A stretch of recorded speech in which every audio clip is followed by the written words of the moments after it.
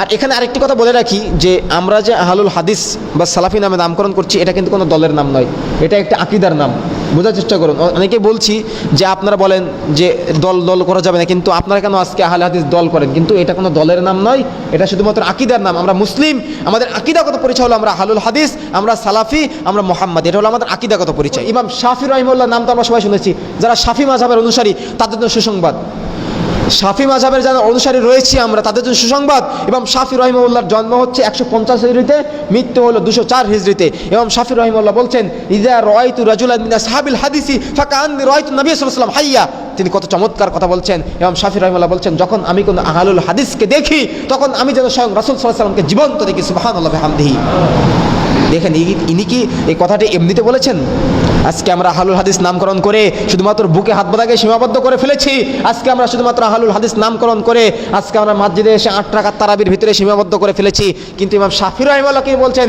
আমি যখন কোনো আহলুল হাদিসকে দেখি তখন আমি যেন স্বয়ং রাসূলুল্লাহ সাল্লাল্লাহু আলাইহি ওয়াসাল্লামকেই জীবন্ত দেখি। আজকে আমরা আহলুল হাদিস হয়েছি 30 বছর যাবৎ। আজকে আমরা হকের পথের অনুসারী হয়েছি, 30 বছর যাবৎ কোরআন সুন্নাহর পথে এসেছি। জন্মের পর থেকে হয়তো অনেকেই আজকে আমরা আহলুল হাদিস বলে দাবি করছি, এখনো মুখের দাড়িটা ঠিকমতো রাখতে পারলাম না।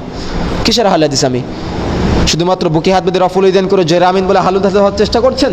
পশ্চিমকালেও সেনা সম্ভব নয়।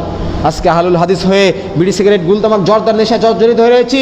আজকে আমরা আহলুল হাদিস নামকরণ করে সমাজের যাবতীয় অন্যায় পাপাচার কাজে লিপ্ত হয়ে রয়েছি, আবার নিজেকে আহলুল হাদিস বলে পরিচয় দিয়ে জান্নাত লাভ করার আশা করছি। সমাজ পরিবর্তন করতে হলে জীবনের সার্বিক ক্ষেত্রে পবিত্র কোরআন এবং সহিহ হাদিসকেই আমাদের আমলের মানদণ্ডে রাখতে হবে। বন্ধুরা আমার, এবার আসি ইমাম শাফি রাহিমাহুল্লাহ যে বলছেন যে আমি যখন কোনো আহলুল হাদিসকে দেখি তখন আমি যেন স্বয়ং রাসূলুল্লাহ সাল্লাল্লাহু আলাইহি ওয়াসাল্লামকেই জীবন্ত দেখি। আসুন আমাদেরকে দেখে যেন সমাজের বেদাতি ভাইয়েরা পরিবর্তন হয়, আমাদের চেহারার দিকে তাকিয়ে তারা পরিবর্তন হবে। আমরা পড়াশোনা করি না, ইমাম সাহেবরা পড়াশোনা করার চেষ্টা করি না, সমাজের মুসল্লি যারা রয়েছে তারাও পড়াশোনা করার চেষ্টা করি না, এমনিতে একটা মন্তব্য করে বসে থাকি। কিন্তু এই যে কথাগুলো বলছি এগুলো জল করছে, খুলে শুধু দেখতে হবে আমাদেরকে।